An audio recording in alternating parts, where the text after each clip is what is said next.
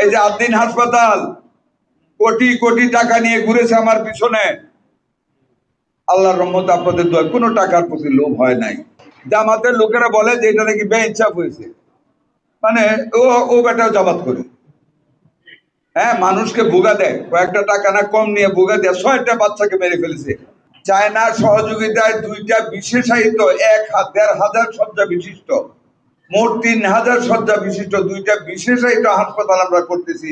শুধু মহিলা, one stop service, one আমব্রেলার নিচে বাচ্চা এবং মা।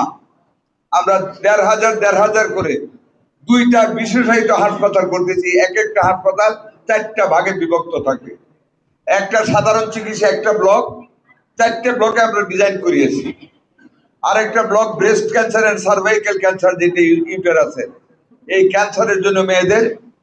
একটা থাকবে কিডনি ডায়ালাইসিসের জন্য, আরেকটা থাকবে জেনারেল অসুস্থতা মানে ডেলিভারির জন্য। 4টা কর্নার থাকবে শুধু মহিলা এবং শিশুদের জন্য। ইন্টেনসিভ কেয়ার ইউনিট থাকবে, পোস্ট অপারেটিভ রুম থাকবে, ওটি থাকবে, লিফট থাকবে। আমরা প্রত্যেকটা হাসপাতালে 2টা করে অ্যাম্বুলেন্সও দিতে যাচ্ছি, 5টা করে অ্যাম্বুলেন্স, মোট 100 অ্যাম্বুলেন্স দিব। ওই একই পরিকল্পনার আওতায় 4টা হেলিকপ্টার আসবে, অত্যন্ত আধুনিক, মুমূর্ষ রোগীদেরকে যাতে ফট করে ঢাকায় নেওয়া যায়, রাজশাহী নেওয়া যায়, ওই দিকের মানুষ। 4টা হেলিকপ্টার এই প্রজেক্ট আমরা দিচ্ছি।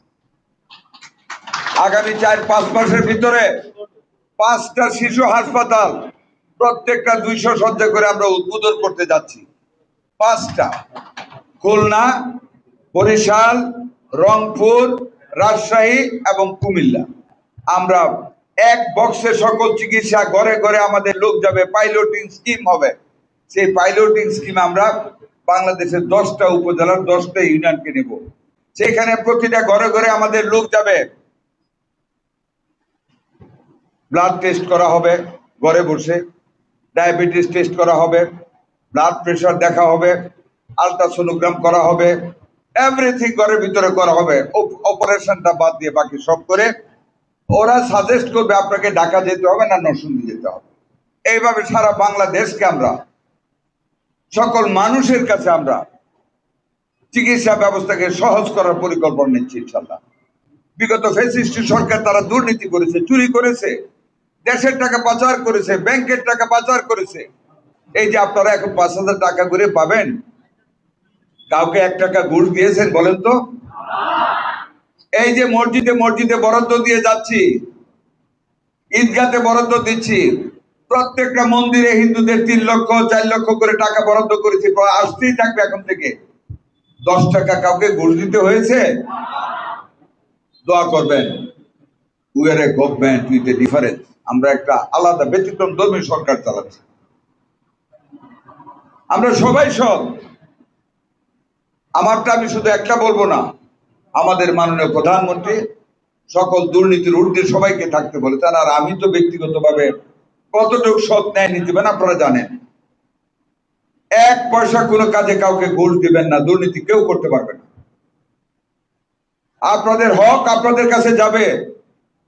এই যে পরিবারের ফ্যামিলি কার্ড দেওয়া হয়েছে, আমরা বেলাবো থানায় একটা ইউনিয়নে দিয়েছি, একটা ওয়ার্ডে।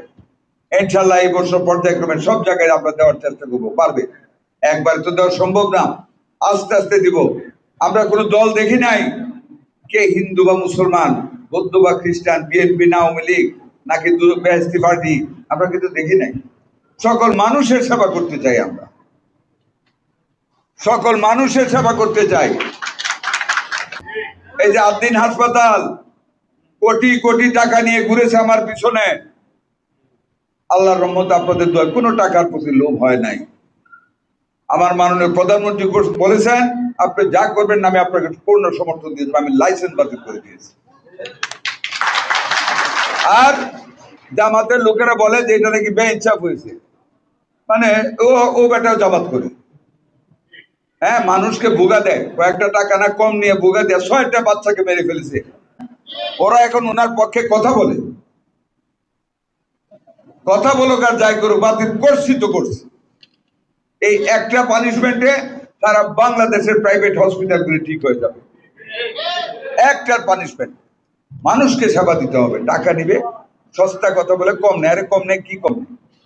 হ্যাঁ, পেট কাইটা কম নেয় কি করে এগুলি? মানুষ মায়ের ভিতরে 6টা মায়ের বুক খালি হয়েছে। কাজে এগুলি থেকে আপনাদের সাবধান থাকতে হবে। মানুষের সেবা করতে হবে সত্যিকার ভাবে, বিনা স্বার্থে। লোক দেখানো সেবা করলে চলবে না।